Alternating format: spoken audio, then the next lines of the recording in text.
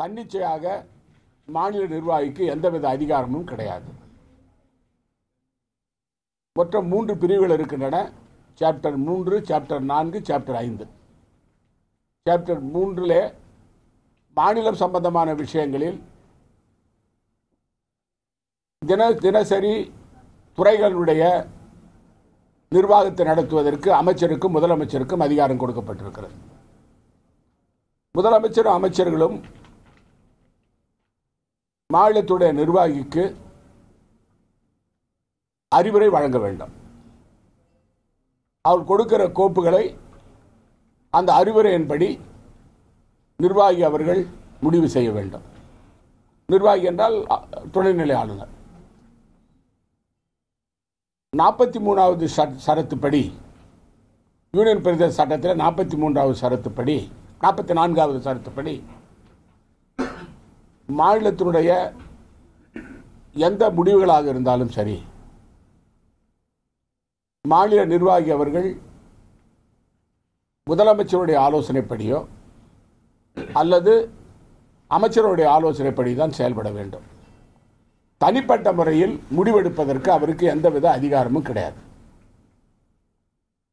இந்த அடிப்படையில் பார்த்தால் மாண்புமிகு ஃபரூக் மரைக்கார் அவர்கள் முதலமைச்சராக இருந்த காலத்திலிருந்து மரியாதைக்குரிய ரங்கசாமி அவர்கள் முதலமைச்சராக இருந்த காலம் வரை 5 முறை நியமன உறுப்பினர்கள் நியமிக்கப்பட்டிருக்கிறார்கள். மாநில முதலமைச்சர் அவர்கள் பரிந்துரை செய்வார்கள், மத்திய அரசுக்கு பரிந்துரை செய்வார்கள். மாநிலத்துடைய நிர்வாகி மூலமாக அந்த கோப்பு மத்திய அரசுக்கு வந்து ஒப்புதல் அளிக்கப்பட்டிருக்கிறது. சுமார் 5 முறை இதுவரை நியமன உறுப்பினர்கள் சட்டமன்றத்துக்கு நியமிக்கப்பட்டிருக்கிறார்கள் கடந்த 20 ஆண்டு காலங்களிலே. கடைசி முறையாக திரு ரங்கசாமி அவர்கள் முதலமைச்சராக இருந்த சமயத்தில் மத்தியில் இப்பொழுது இருக்கிற மாண்புமிகு நரேந்திர மோடி அவர்கள் பிரதமராக இருக்கின்ற இந்த நேரத்தில், மாண்புமிகு ராஜ்நாத் சிங் அவர்கள் உள்துறை அமைச்சராக இருந்த நேரத்தில் 3 வருடங்களுக்கு முன்பு 3 நியமன உறுப்பினர்கள் நியமிக்க வேண்டும் என்று திரு ரங்கசாமி அவர்கள் பரிந்துரை செய்தார். அந்த பரிந்துரையின் அடிப்படையில் 3 உறுப்பினர்கள் நியமிக்கப்பட்டார்கள். அப்பொழுது கூட திரு ரங்கசாமி அவர்கள் முதலமைச்சராக இருந்த சமயத்தில் காங்கிரஸ் எதிர்க்கட்சியாக இருந்தது மாநிலத்தில். அப்பொழுது மரியாதைக்குரிய திரு சிதம்பரம் அவர்கள் உள்துறை அமைச்சராக இருந்தார்கள். எங்கள் தரப்பில் எங்களுடைய எதிர்க்கட்சி தலைவர் வைத்திலிங்கம் அவர்கள், அப்பொழுது எதிர்க்கட்சி தலைவராக இருந்தவர், திரு சிதம்பரம் அவர்களிடம் 3 உறுப்பினர்களை நியமிக்க வேண்டும் என்று சொன்னபொழுது மாநில அரசினுடைய பரிந்துரை இல்லாமல் நியமிக்க முடியாது என்று திரு சிதம்பரம் அவர்கள் மறுதளித்து விட்டார். விதிமுறைப்படியும் சரி, சட்டப்படியும் சரி, குறிப்பாக வழக்கப்படியும் சரி, இந்த 3 நியமன உறுப்பினர் நியமிப்பதற்கு முதலமைச்சரும் அமைச்சரவையை முடிவு செய்து ஆளுநர் மூலமாக அந்த கோப்புகளை அனுப்ப வேண்டும். உள்துறை அமைச்சருக்கு அனுப்பணும். அதுக்கு நியமன உறுப்பினர்களை நியமனம் செய்யணும்னா உள்துறை அமைச்சகத்தினுடைய ஒப்புதல் பெற வேண்டுமா வேண்டாமா? உள்துறை அமைச்சருடைய ஒப்புதல் பெற வேண்டும். அப்போ கிரண் பேடியை நியமித்திருக்கின்ற இந்த 3 நியமன உறுப்பினர்களினுடைய நியமனமும் உள்துறை அமைச்சகத்தால் ஒப்புதல் கொடுக்கப்பட்டதா இல்லையா? உள்துறை அமைச்சகத்திலிருந்து ஒப்புதல் கொடுக்கப்பட்டு கடிதம் வந்திருக்கிறது. இந்த கடிதம் தான் அது. ஒரு நிமிஷம். அப்ப உள்துறை அமைச்சகம் அந்த 3 பேரையும் நியமிக்கிறதுக்கு ஒப்புதல் வழங்கிடுச்சு. ஒப்புதல் அதுக்கு முன்ன உள்ளதை நான் சொல்றேன் சிலது. இதற்கு அதாவது 2016ஆம் ஆண்டு ஆகஸ்ட் மாதம் 3 நியமன உறுப்பினர்களை நியமிப்பதற்கு மத்திய அரசு நடவடிக்கை எடுக்கிறது எனக்கு தகவல் வந்தது. நாங்கள் ஆட்சிக்கு வந்த பிறகு உடனே பாரத பிரதமர் திரு நரேந்திர மோடி அவர்களுக்கும் உள்துறை அமைச்சர் திரு ராஜ்நாத் சிங் அவர்களுக்கும் குடியரசுத் தலைவருக்கும் நான் கடிதம் அனுப்பி நியமன உறுப்பினர்களை நியமிப்பதற்கு மாநில அரசின் பரிந்துரையின் மேல் தான் அதை செய்ய வேண்டும் என்று கடிதம் அனுப்பினேன். இந்த கடிதத்தினுடைய காப்பி. ஆனால் அதற்கு பிறகு அது நடவடிக்கை எடுக்கப்படவில்லை. கடந்த 1 வாரத்துக்கு முன்பு மறுபடியும் அதற்கு முயற்சி செய்கிறார்கள் என்று தெரிந்தவுடனே டெல்லிக்கு வந்தேன்.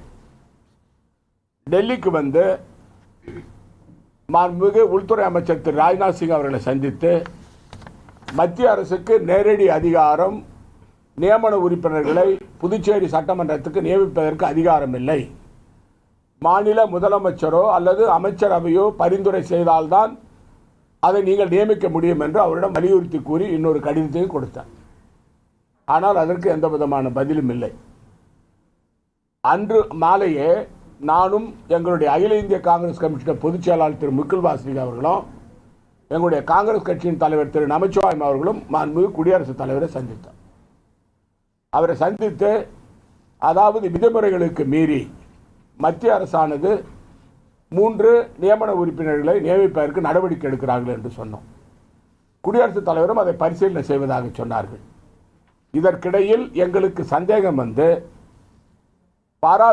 முதலமைச்சருடைய பாராளுமன்ற செயலாளர் திரு லட்சுமி நாராயணன் அவர்கள் சென்னை உயர்நீதிமன்றத்தில் வழக்கு தாக்கல் செய்தார்.